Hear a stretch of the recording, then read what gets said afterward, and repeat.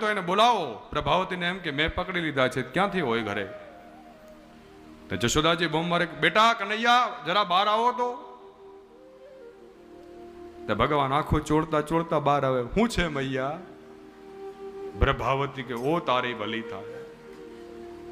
આ બાજુ જોયું, ભગવાને એના છોકરાનું રૂપ ધારણ કરી લીધું હાથમાં.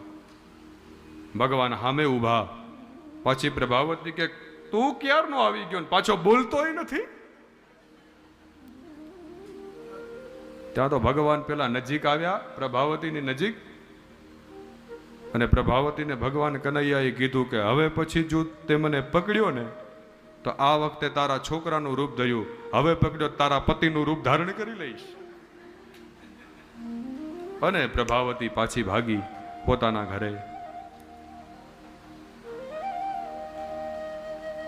ભગવાન અનેક લીલાઓ કરે છે ગોકુળની અંદર.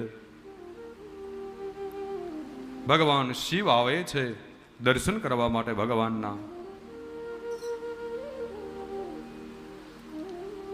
ભગવાન શિવ એક